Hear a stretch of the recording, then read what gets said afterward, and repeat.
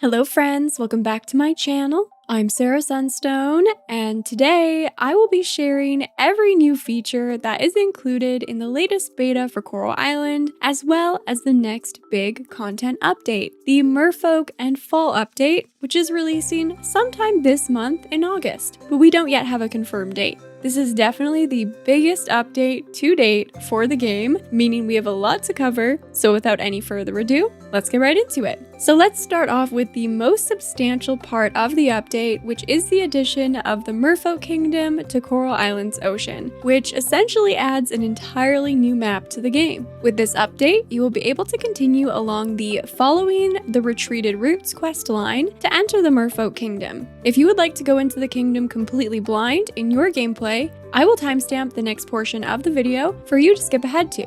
Otherwise, let's continue. Once you're in the kingdom, you will embark on a series of quests and adventures involving the royal merfolk family and your mission to heal the sick coral tree, along with the ocean and Coral Island itself. Just a small task to take on, right? Your adventures are accompanied by cutscene after cutscene with many surprises that I will allow you to discover for yourself. What I can say is that it is truly an incredible and beautiful experience. Now, not everything in the kingdom is fully implemented just yet, at least in the beta. You're not yet able to access the kingdom's shops, but so far we can spot a general store, a tattoo shop, and a merfolk inn for visitors. It appears that the Oracle Chamber will ultimately have a shop counter as well, based on the floor mat we can spot right here, which is a feature of every shop on Coral Island. Of course, there are also homes for the merfolk, along with the Grand Naga Palace to explore. There is also a bulletin board, which could potentially be a future spot for a calendar and quests. An empty library can also be found in the barracks, indicated by this sign that says Knowledge Center in reverse. I wonder if we'll be tasked with restoring it and finding more lost pages and books, but this time under the sea.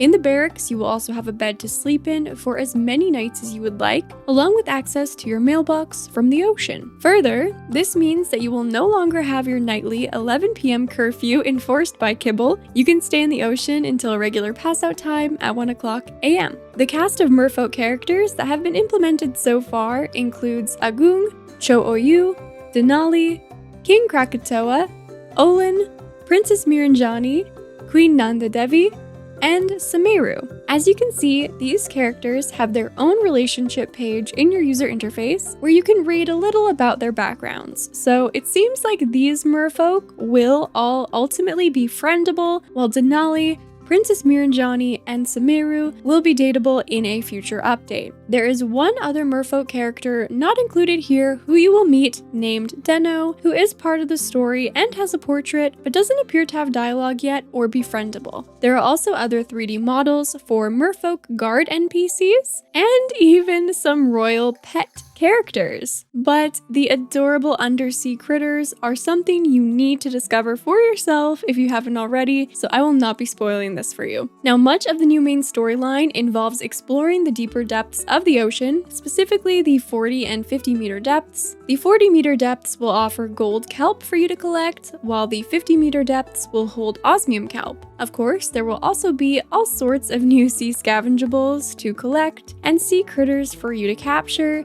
donate to the museum, or offer at the Lake Temple. Further, the environments in these new depths are absolutely stunning. There is so much to discover and explore. Some existing assets have also been refreshed, like the new beautiful seaweed. In the deeper depths, you will also be tasked with clearing tons more trash and activating more solar orbs to heal coral found in these parts of the ocean. But luckily, the team has now added specific markers on the underwater map to show exactly where each structure is that you need to activate. It will also show you a total number of structures that you have already activated and how many you have left, so you can keep track of your progress much more easily. Each underwater zone has also been given a unique name and its very own ocean cave. While the 4 ocean caves aren't fully implemented in the beta, I imagine we can look forward to them operating somewhat similarly to the land caves, but with clearing trash instead of rocks to open new passageways, and finding bronze, silver, gold, and osmium kelp instead of ore. The team has also added new fast travel spots found at each of the cave entrances that activate once you've healed all coral in that zone or depth. There is also a fast travel location found right in the Merfolk Kingdom for very easy access. These spots are all found on the regular fast travel map, so you can go from land to ocean and back as much as you would like. Talk about quality of life. New fast travel spots will also now be unlockable on land, out front of the museum, next to the abandoned villa, and by the carpenters in the hillside. Our NPCs on land have also gotten lots of love for this update. You will now be able to level up to 8 hearts with every islander. You'll also notice that the top 2 hearts are locked for romanceable characters because these will be reserved specifically for romantic events, not friendship. The characters will also have new routines, animations, and plenty of new dialogue. This even includes characters like Axel and Senja, who you can now chat with when your paths cross. Further, there will be new heart events for some of your favorite characters, and a brand new feature called Slice of Life events. These are cutscenes that showcase the everyday happenings of the community, bringing together a wide cast of characters. These events unfold naturally as you journey through the game and make the island feel even more lively. The land NPCs have also been given their fall outfits, and I think these are my favorite yet. Perhaps it's simply because fall is my favorite season, but I think you're going to love discovering the autumn fashion on Coral Island. Of course, this update will also bring the brand new Spooky Festival held on Fall Day 28. This event is incredibly well done. The decorations are amazing and can be spotted days leading up to the festival as well to be fully appreciated. There are 2 mini games at the event, a ring toss game and my personal favorite, Bonk the Skeleton. There is also a really fun scavenger hunt, a souvenir stand, and an Ogo Ogo parade held as the main event. This is definitely not a festival to be missed. Next, let's talk about new items available in this update found in the shops throughout Starlet Town. First up, there is a ton of new lab equipment that can be developed with Ling as follows. For your crops, there is now the Auto Harvester, which automatically harvests your crops, and the Auto SFH, which plants seeds, fertilizes, and harvests your crops for you. So it basically takes care of everything. For your animals, there is the Temperature Machine to keep them comfortable in all seasons and improve their mood in summer and winter specifically. The Auto Feeder will connect with your silo and take care of your animals' meal times. The Auto Petter will automatically pet your animals and keep them happy, and the Auto Collector will automatically collect animal products on your behalf. There is also the Sturdy Computer, which comes with online shopping, and there are 3 additional components that you can develop to use with it for catching, fishing, and foraging. These components will provide you with a daily forecast for each respective category, so you can see where on the map specific insects, critters, fish, and forageables can be found to complete your collections. For your work down in the ocean, there is also an auto trash collector, which you can place on the ocean floor to help you gather trash. There is also something called the Ultimate or Ultra Scarecrow, which covers a 19 by 19 area and can change its appearance to your favorite scarecrow design. 2 new pieces of equipment that are not yet able to be developed are the Sturdy Music Player and an Automation Chest, which are both currently listed as TBD. Alongside all of these new and exciting pieces of lab tech, you can also further upgrade the quality of your seeds, fruit plants, fruit trees, and hay to gold and osmium star quality. I have a feeling I will be spending a lot of time at the lab when this update finally drops. Next up, at the ranch, you will now be able to purchase the peafowl, a coop dweller who will drop feathers, llamas, barn dwellers sold in pairs, producing llama wool, and luwak, also barn dwellers who will find gesha coffee beans around your farm. You can also purchase animal medicine at the ranch because your animals will now be able to get sick. But if you take good care of them, they will be more responsive, take daytime naps, and sleep soundly at night.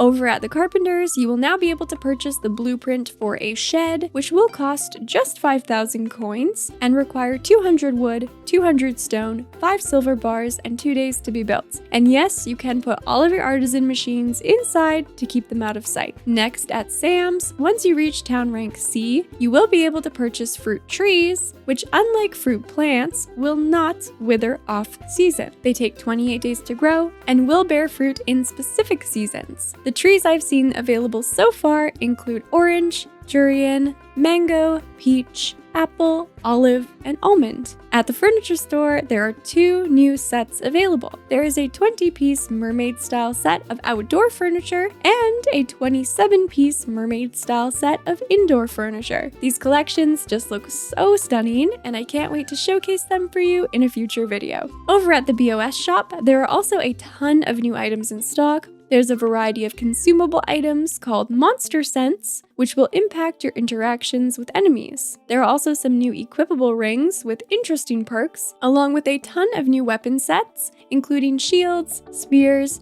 hammers, and swords. As a side note, the combat system is being reworked once again. The team is adding new enemies to the caverns, but it is currently very work in progress, so we'll just have to stay tuned to see how it develops. Excitingly, you can actually now start window shopping for your future pet. Although we cannot yet adopt, you can browse the available pets at the animal shelter, learn their names, and take a look at their incredibly adorable portraits. You can even go out to the little green space in the town center through the door in the bottom right corner of the animal shelter, so make sure you meet all the critters. There are also some new items shown at the shop counter, which are not yet available for purchase, including a pet house and indoor pet beds with different animal themes. You will also be able to unlock the architect's desk by helping the giants. Once you have access to this item, you can design your farm from a bird's eye view and move around items like trees, rocks, crops, farm buildings, and more for a small fee. Next up, there are a lot of updates with regards to user interfaces, which brings plenty of great quality of life features to the game. So let's take a look. There are some new categories found in your journal. The first is an extras tab where you can find character portraits for NPCs who are not befriendable. This is divided into a land section and a sea section. There is also a new bestiary tab, which will ultimately track each new monster you encounter, along with how many of each you've defeated in total and the loot they drop. There's also an achievement section, which tracks 52 different achievements in-game, but these will also activate Steam achievements. The town rank UI also got a makeover. Here you can see a detailed activity log, which tracks points for your contributions, such as coral sites healed, individual museum donations, offerings, and more. It will also indicate when you have boosted your rank to a new letter grade and what has been unlocked as a result. So for example here,